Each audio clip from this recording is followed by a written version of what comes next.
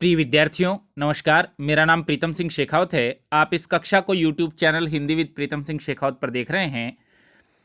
RPSC द्वारा आयोजित वरिष्ठ अध्यापक स्कूल व्याख्याता रीट परीक्षा और चयन का आधार होने वाली आगामी परीक्षा के लिए हम हिंदी विषय के पाठ्यक्रम को तैयार कर रहे हैं। पिछली कक्षा में हमने उपसर्ग की बात की है। उपसर्ग की एक कक्षा हम कर चुके हैं। हमने देखा कि उपसर्ग हिंदी भाषा में 3 प्रकार के हैं: संस्कृत उपसर्ग, हिंदी उपसर्ग और विदेशी उपसर्ग। हमने पिछली कक्षा में संस्कृत उपसर्गों की बात की, उससे बनने वाले शब्दों की बात की और यह देखा कि संस्कृत के उपसर्गों की संख्या 22 है। आज हम इससे आगे हिंदी उपसर्ग और विदेशी उपसर्ग पर बात करना शुरू करते हैं। देखना शुरू करिएगा। संस्कृत के ये 22 उपसर्ग हमने पढ़े, वीडियो इसी चैनल पर मौजूद है। कुछ और बात संस्कृत उपसर्गों के विषय में। उपर्युक्त उपसर्गों के अतिरिक्त संस्कृत के निम्न उपसर्ग असल में संस्कृत के अव्यय हैं।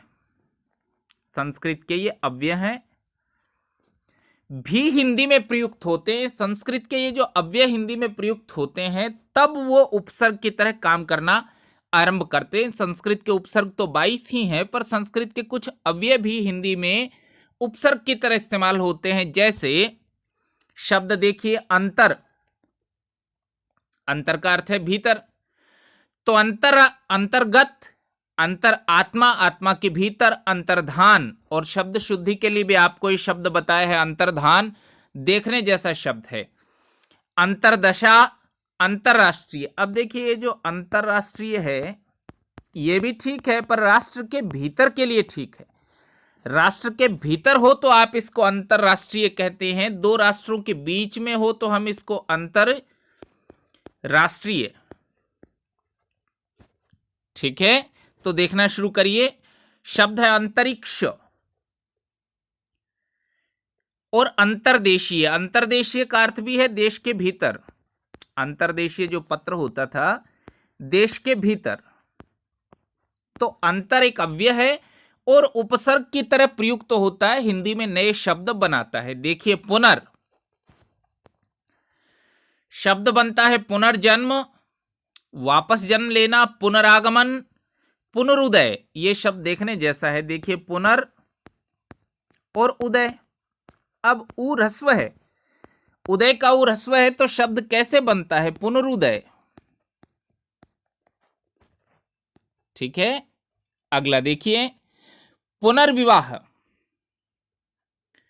पुनर्मूल्यांकन, पुनर्जागरण। ये पुनर् से बनने वाले शब्द हैं। अब देखिए प्रादुर्भाव और प्रादुर्भूत। प्रादुर्भाव प्रकट होना, आरंभ होना, इसको कहते हैं प्रादुर्भाव। और प्रादुर्भूत जिसका प्रादुर्भाव हुआ है। अब शब्द देखिए पूर्व, तो पूर्वज, पूर्वाग्रह। पूर्वाग्रह आप जानते हैं पहले से बनी हुई धारणा, पहले से बनी हुई धारणा। हमने किसी व्यक्ति के बारे में पहले से सोच लिया है अच्छा व्यक्ति नहीं है या अच्छा व्यक्ति है, जो भी धारणा हमने पहले से बना ली है इसे कहते हैं पूर्वाग्रह। अंग्रेजी में कहते हैं प्रेजुडिस। देखिए शब्द पूर्वार्ध, पूर्वाहन। पूर्वाहन, अहन तो दिन को कहते हैं, दिन का अगला हिस्सा, दोपहर से पहले का हिस्सा कहलाता है पूर्वाहन। ठीक है, पूर्वानुमान, पूर्व में अनुमान लगाना। और प्राक, प्राक का अर्थ है पहले, प्राक का अर्थ है पहले, पूर्व में। तो प्राक कथन, पुस्तक से पहले जो कथन किया गया है वो है प्राक कथन। प्राक्कलन, प्राक्कलन का अर्थ है पहले से किया गया आकलन, इसको कहते हैं प्राक्कलन। प्रागैतिहासिक, इतिहास से पूर्व, प्रागैतिहासिक। प्राग देवता, प्रारंभिक देवता। प्रांगमुख, शब्द का उच्चारण ठीक देखिएगा, प्रांगमुख। प्राक्कर्म, कर्म से पहले, प्राक्कर्म। पुरस, बनने वाले शब्द हैं पुरस्कार, पुरस्चरण, पुरस्कृत। बहिर, तो शब्द है बहिरागत, बहिर्जात, बहिर्भाव, बहिरंग। बहिरंग बाहर का, बाहर का। बहिर्गमन, बाहर चले जाना। बहिर बाहर के अर्थ में है। बहिस, तो बहिष्कार और बहिष्कृत, बहिष से बनने वाले शब्द हैं। तो ये संस्कृत के अव्यय हैं। आमतौर पर उपसर्गों में प्रश्न नहीं पूछा जाएगा, पर शब्द ऐसे भी हिंदी में बनते हैं।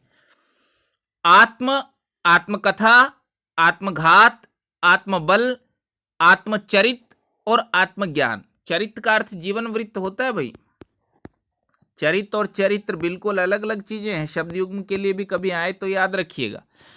चरित्र तो है हमारा आचरण और चरित्र है जीवन वृत्त, जीवन की कहानी, इसको कहते हैं चरित्र। तो रामचरितमानस है पुस्तक का नाम। राम का पूरा जीवन वृत्त जिसमें है रामचरित। देखिए आत्मज्ञान, अपना ज्ञान। शब्द देखिए सह, इसका अर्थ तो आप लोग जानते हैं। साथ तो सहपाठी, सहकर्मी, साथ कार्य करने वाला। सहोदर, सहोदर का अर्थ है सगा भाई, एक ही उदर से जो उत्पन्न है। सहयोगी, सहानुभूति और सहचर। शब्द देखिए स्व तो स्वतंत्र, स्वदेश, स्वराज्य, स्वाधीन, स्वरचित, स्वनिर्मित और स्वार्थ।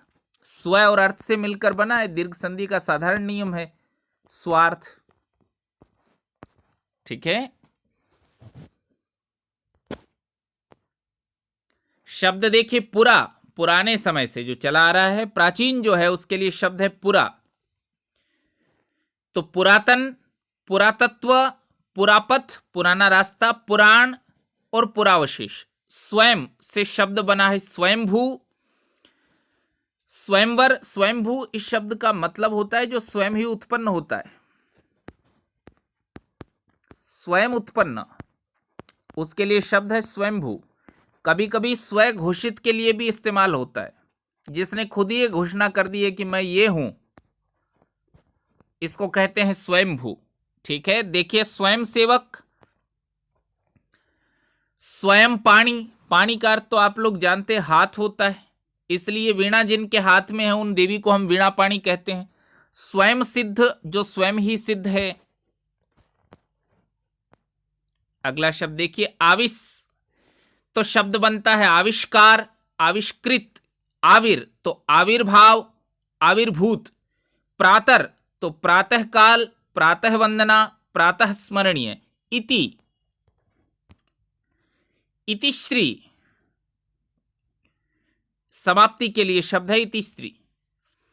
इतिहास, इत्यादि और इतिवृत्त। इतिवृत्त का अर्थ है जीवन वृत्त या जीवन कथा। आप कथा के अर्थ में लीजिए। इतिवृत्त का अर्थ है कथा, जीवन कथा नहीं, कथा। अलम, जहां भी हम अलंकार पढ़ते हैं वहां सभी पढ़ाने वाले ये बताते हैं कि दो शब्दों से मिलकर बना है अलम और कार। तो अलंकरण, अलंकरण, अलंकृत और अलंकार। शब्द देखिए तिरस, तो तिरस्कार और तिरस्कृत।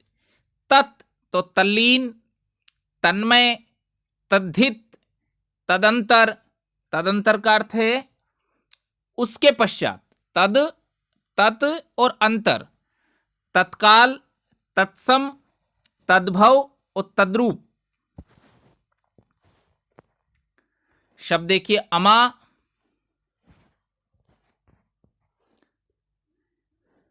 अमावस्या और अमात्य, अमात्य। अगला देखिए सत, तो शब्द बनता है सत्कर्म, सत्कार, सद्गति, सज्जन, सच्चरित्र, सद्धर्म और सदाचार। ये संस्कृत के कुछ अव्यय हैं जो हिंदी में उपसर्ग की तरह प्रयोग होते हैं, नवीन शब्द बनाते हैं। अब देखिए हिंदी के उपसर्ग, एक देखने जैसी बात यह है कि आमतौर पर तद्भव शब्दों के साथ हिंदी के उपसर्ग लगेंगे, और हिंदी में जो उपसर्ग है अन, उसका नए हलंत नहीं है, उसका नए हलंत नहीं है, तो संधि इत्यादि नहीं है। देखिए अनपढ़, अनजान, अनबन, अनमोल। अब जैसे उन्होंने शब्द दिया हो परीक्षा में अनधिकार, ऐसा शब्द दिया हो और आपको पूछे कि कौन सा उपसर्ग है, तो ठीक होगा अन। संस्कृत का जिसका न हलंत है, संधि हो रही है अन और अधिकार के बीच में। अनपढ़ तो फिर अन सही है। आपको ये अन के साथ संधि की स्थिति देखनी पड़ेगी, देखना पड़ेगा। हो रही है संधि तो न निश्चित रूप से हलंत होगा, नहीं हो रही है तो तद्भव शब्द होगा। देखिए शब्द है अनहोनी, अनदेखी, अनचाहा और अनसुना। अगला शब्द देखिए अध, आधा। तो शब्द है अधपका, अधमरा, अधजला, अधगला। इस तरह के शब्द अध से मिलकर बने हैं। उचक्का, उजड़ना, उछालना, उखाड़ना, उतावला। देखिए इस तरह के शब्द आपको वहां दिक्कत में डाल सकते हैं। इस उपसर्ग उ को याद करिए, ठीक है। उन एक कम के अर्थ में होता है। संख्यावाची शब्द भी शब्द शुद्धि के लिए पूछे जाते हैं। तो 19, 29, 30 से एक कम, 19, 20 से एक कम, 39, 40 से एक कम, 49, 50 से एक कम, 59, 60 से एक कम और 79 एक कम। प्रसंगवश शब्द याद आया इसलिए बता रहा हूं। शुद्ध शब्द होगा 63। शुद्ध शब्द होगा वर्तनी की दृष्टि से 63 और 53, ठीक है। अगला शब्द देखिए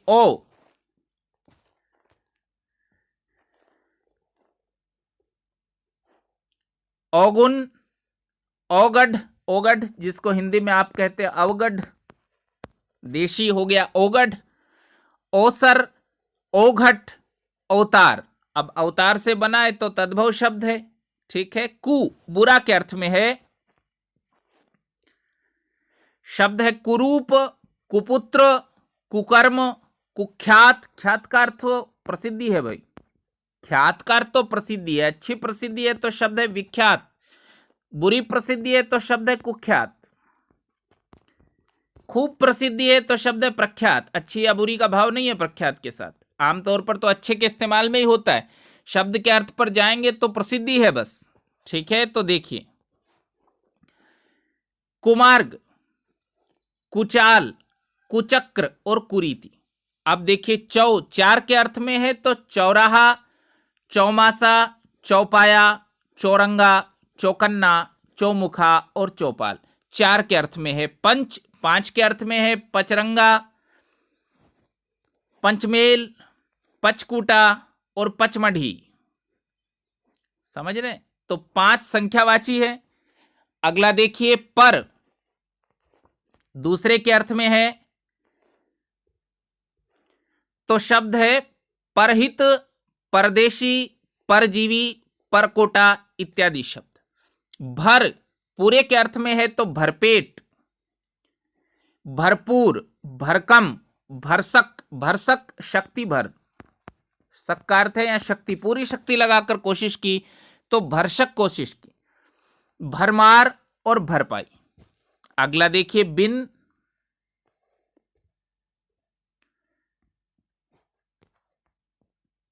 तो शब्द है बिन खाया।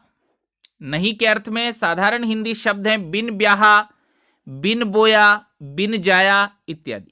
3 के अर्थ में है तो तिरंगा, तिराहा, तिपाई, तिकोन, तिमाही ऐसे शब्द। और दो के अर्थ में भी है और बुरा के अर्थ में भी है। दुरंगा यानी 2 रंग वाला।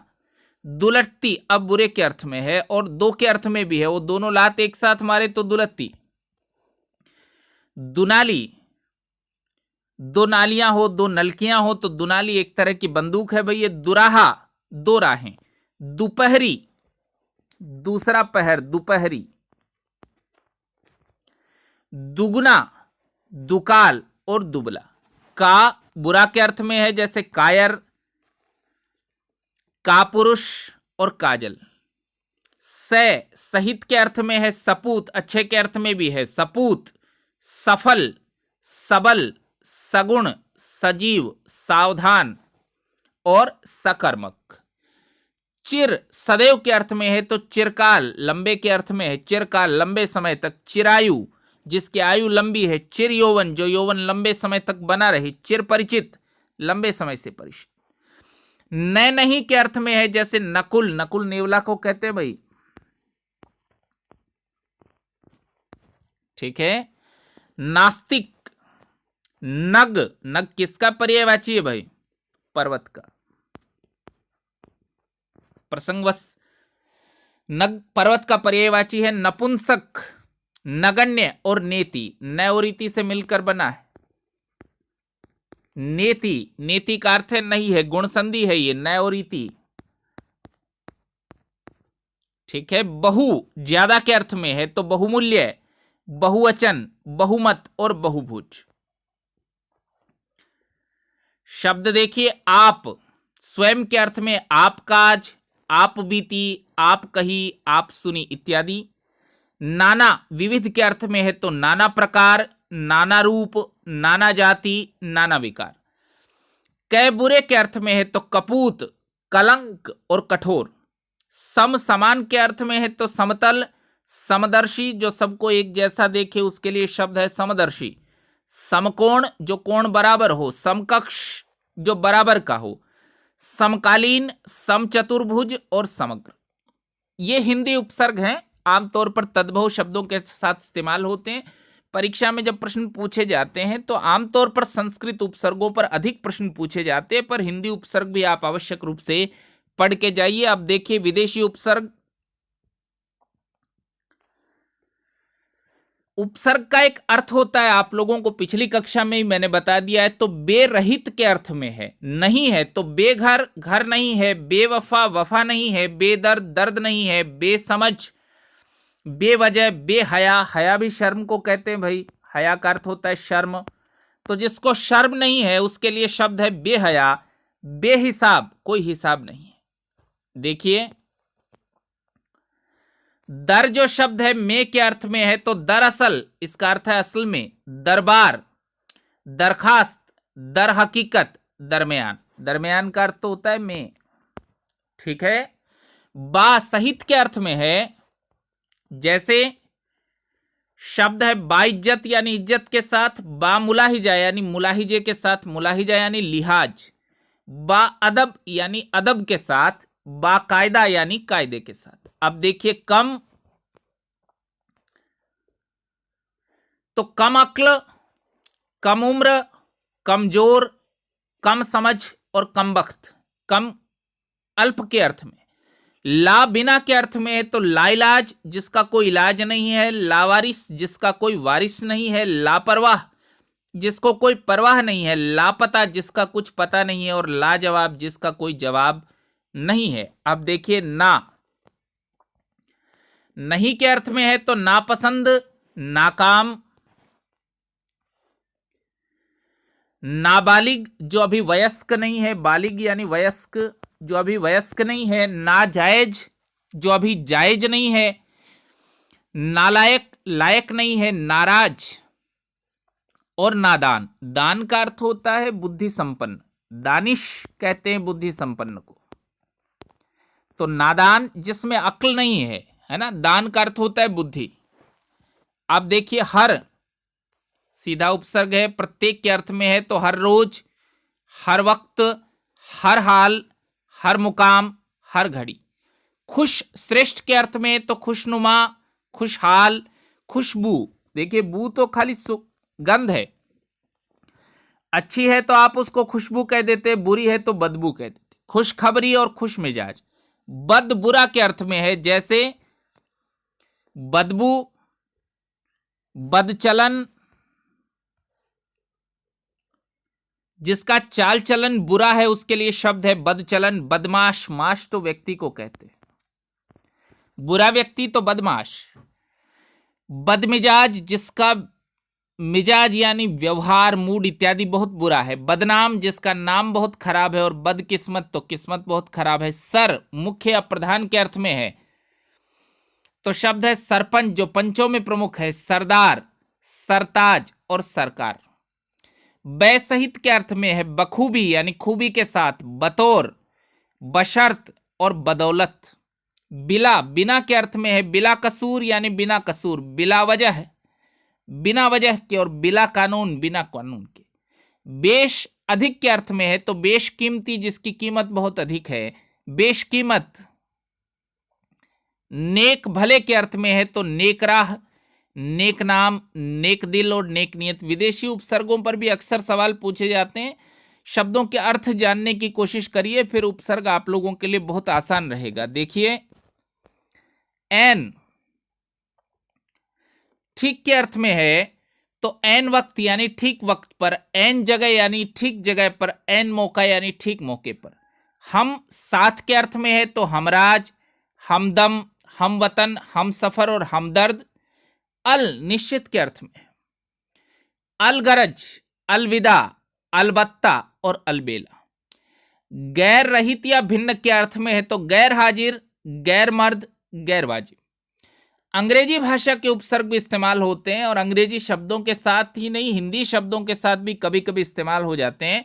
यहां जो उदाहरण दिए हैं वो प्राय सभी अंग्रेजी शब्दों के, तो head master, head office, head boy.